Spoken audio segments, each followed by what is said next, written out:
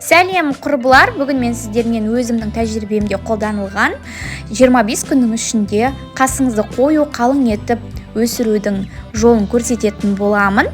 Егер сіздің қасыңыз үнемі түсіп жұп-жұқа болып өспей қалың болмай жатырса, осы мен көрсеткен қарапайым пияз маскасын жасап көріңіздер.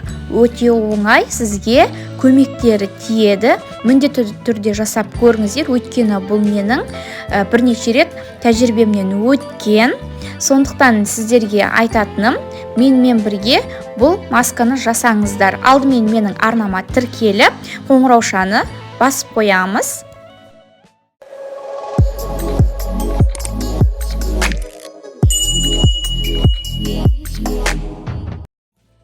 Пияз шырынын жасау үшін осылай пияздың бір бөлігін кесіп аламыз, бөліп. Сосын осы кішкене бөлігін алып, үкіштен өткізіп аламыз. Негізі пияз шырыны қас пен шашты тез өсіріп қалыңдатады, себебі ол теріні жылытып, қан айналымды жақсартып, және теріні түрлі дәрумендермен қамтамасыз етеді.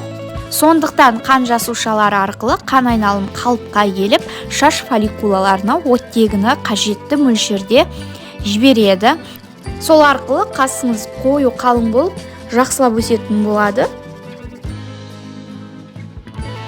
Тағы бір айта кететін жайт, пияз шырыны тек қана қасты ғана емес, шашты да өсіреді. Өйткені пияздың құрамында табиғи тірі кератин бар.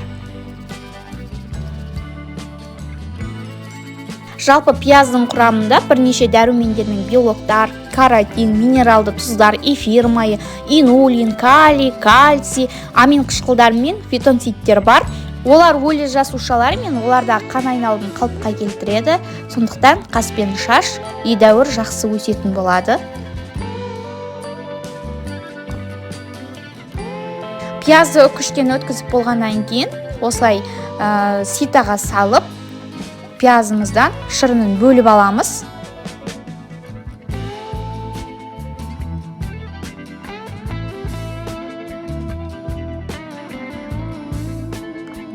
Қасықпен немесе қолыңыз таза болса, осылай езгілеу арқылы пияздың шырынын аламыз.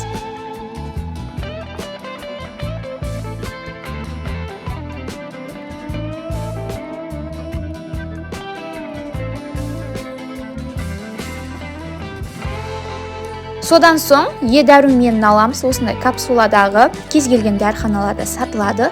Осының 5 штугын алып, инемен тесіп, ішіндегі майын бөліп аламыз. Егер дәрумені болмаса, майсана майының 5 тамшысын қосу арқылы пайдалана аламыз.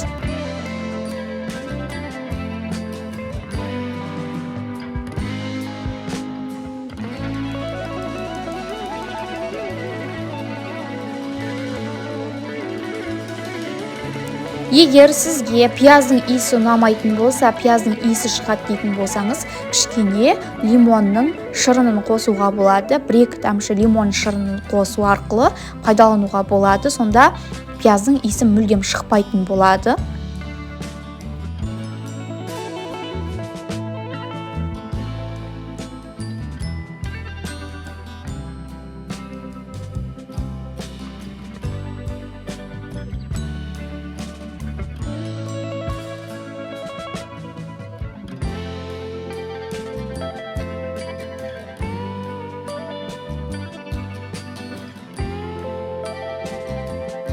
Барлығын араластырып болғаннан кейін осындай кисточка немесе бұрынғы туштың кисточкасы болса да болады. Соны бір жуып тазалап алып, осылай қасыңызға түнде жатар алдында жауып шығамыз.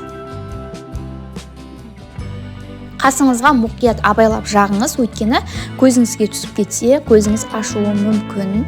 Кірпікке де жағуға болады. Көбісі сұрайды, кірпікке жағуға болады ма деп. Кірпікке жағуға болады, бірақ кірпігіңізге жақсаңыз, көзіңізге аллергия беруі мүмкін. Сондықтан кірпікке емес, бұны тек қасқа және шашыңызға пайдалансаңыз жеткілікті.